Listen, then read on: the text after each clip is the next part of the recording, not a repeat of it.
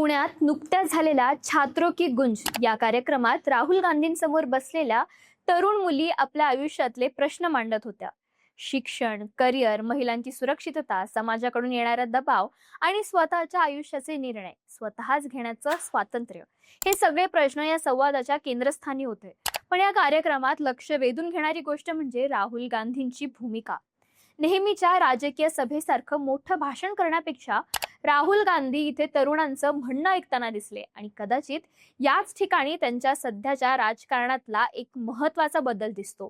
कारण प्रश्न आता असा निर्माण होतोय की राहुल गांधींचा खरंच कमबॅक होतोय का, आणि त्यांनी पुण्यातील साध्या सभेतून देशाच्या राजकारणात काय परिणाम टाकला.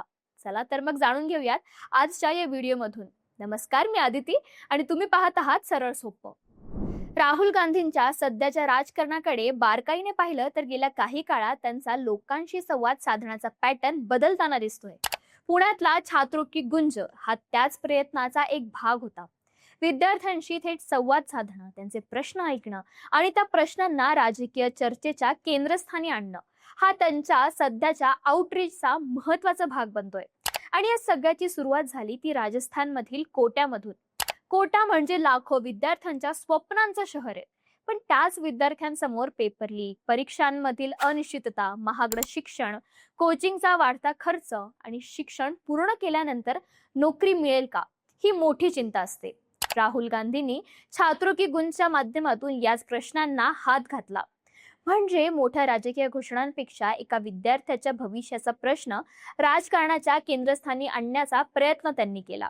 आजचा तरुण पूर्वीप्रमाणे फक्त नेत्यांचं भाषण ऐकून समाधानी होत नाही, तर त्याला प्रश्न विचारायचे आहेत. त्याला आपल्या भविष्यासंबंधी उत्तरं हवी आहेत. त्याला नोकरी हवी आहे, चांगलं शिक्षण हवं आहे, परीक्षांमध्ये पारदर्शकता हवी आहे आणि स्वतःच्या भविष्याबद्दल सुरक्षितता हवी आहे. राहुल गांधी कदाचित याच बदललेल्या तरुण मानसिकतेशी जोडण्याचा प्रयत्न करत आहेत. मी तुम्हाला काय सांगतो यापेक्षा तुमची समस्या काय आहे, हा संवादाचा बदल त्यांच्या सध्याच्या राजकीय शैलीत दिसतोय. आता हा संवाद फक्त प्रत्यक्ष कार्यक्रमांपुरता मर्यादित नाही. आजची जेनझी जिथे आहे तिथे पोहोचण्याचाही राहुल गांधींचा प्रयत्न दिसतोय.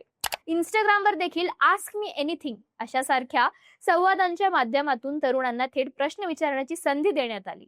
राजकारणापासून शिक्षणापर्यंत आणि आंदोलनांपासून अगदी हलक्या फुलक्या विषयांपर्यंत तरुणांनी प्रश्न विचारले. कारण आजची जेनझी पारंपरिक राजकीय संवादापेक्षा थेट आणि अनौपचारिक संवादाला अधिक महत्त्व देते. ही पिढी प्रश्न विचारते, काउंटर करते, सोशल मीडियावर प्रतिक्रिया सुद्धा देते आणि नेत्याच्या पर्सनॅलिटीकडेही पाहते. त्यामुळे राहुल गांधींचा हा डिजिटल आउटरीच देखील त्यांच्या बदलत्या राजकीय शैलीचा एक भाग म्हणून पाहता येतो.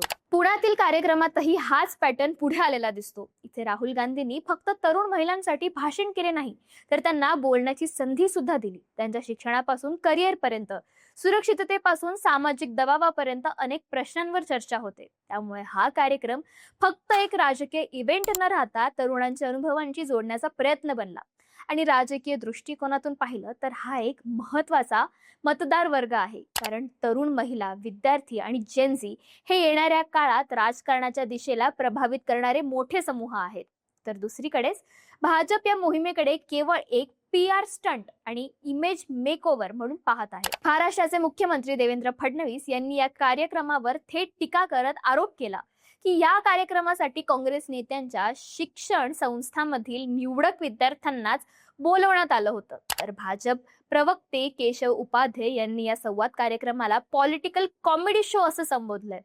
भाजप प्रवक्ते नवनाथ बन यांनी या कार्यक्रमाला छात्रों की गुंज ऐवजी पैशांची गुंज म्हणत कार्यक्रमाच्या फंडिंगवर आणि गर्दी गोळा करण्याच्या पद्धतीवर सवाल उपस्थित केलेत. भाजपच्या मते निव्वळ इव्हेंट मॅनेजमेंटने किंवा सोशल मीडियावरील संवादाने जमिनीवरील वास्तव बदलत नाही. पण इथेच मूळ प्रश्न पुन्हा समोर येतो की राहुल गांधींचा खरंच कमबॅक होतोय का? फक्त एखाद्या कार्यक्रमाला गर्दी झाली, सोशल मीडियावर चर्चा झाली किंवा एखादा व्हिडिओ व्हायरल झाला म्हणजे कमबॅक होत नाही. खरा कमबॅक तेव्हा होतो जेव्हा एखादा नेता लोकांच्या मनात पुन्हा रेलेव्हंट होतो, जेव्हा त्याच्या नावाशी लोकांचे रोजचे प्रश्न जोडले जातात आणि जेव्हा हा संवाद प्रत्यक्ष राजकीय समर्थनात बदलतो. विश्लेषकांच्या मते राहुल गांधींसमोरचं खरं आव्हान हेच आहे. विद्यार्थ्यांशी संवाद साधणं ही एक गोष्ट आहे, पण त्या विद्यार्थ्यांचा विश्वास जिंकणं ही वेगळी गोष्ट आहे. तरुण महिलांचे प्रश्न ऐकणं ही एक गोष्ट आहेच आहे, पण त्या महिलांना राजकीय पर्याय म्हणून स्वतःशी जोडणं वेगळी गोष्ट आहे. इंस्टाग्रामवर जेनझी पर्यंत पोहोचणं ही एक वेगळी गोष्ट आहे, पण त्या एंगेजमेंटचं रूपांतर प्रत्यक्ष मतदानात करणं ही पूर्णपणे वेगळी गोष्ट आहे. त्यामुळे राहुल गांधींच्या या नव्या आउटरीचचा अंतिम परिणाम आज सांगणं जरा घाईचं ठरेल. मात्र एक गोष्ट नक्की दिसते, राहुल गांधींच्या राजकारणाचा फोकस बदलतोय. मोठ्या राजकीय भाषणांपासून लोकांच्या रोजच्या प्रश्नांकडे, फक्त विरोधकांवर टीका करण्यापासून सामान्य लोकांचं म्हणणं ऐकण्याकडे आणि पारंपरिक राजकीय व्यासपीठापासून सोशल मीडिया आणि थेट संवादाच्या नव्या माध्यमांकडे जाण्याचा प्रयत्न त्यांचा सुरू आहे. म्हणूनच कदाचित आजचा प्रश्न फक्त राहुल गांधींचा कमबॅक होतोय का हा नसून राहुल गांधी स्वतःच राजकारण बदलत आहेत का हा असायला हवा. पुण्यातून दिसणारा हा संवाद पुढे किती मोठा होतो, किती लोकांपर्यंत पोहोचतो आणि शेवटी या संवादाचं रूपांतर राजकीय समर्थनात होतं का हे येणाऱ्या काळच ठरवेल. पण सध्या एवढं नक्की म्हणता येईल की राहुल गांधी पुन्हा एकदा लोकांमध्ये जाण्याचा प्रयत्न करत आहेत. यावेळी कदाचित त्यांचा सर्वात मोठा संदेश भाषणातून नाही तर ऐकण्यातून येतोय. म्हणून हा प्रश्न तुमच्यासाठी विचारते, राहुल गांधींचा हा खरंच कमबॅक होतोय की फक्त इमेज मेकओव्हर आहे? तुम्हाला काय वाटतं आम्हाला कमेंटमध्ये नक्की कळवा. आणि अशाच व्हिडिओसाठी सरळ सोपाला फॉलो आणि सबस्क्राईब करायला विसरू नका.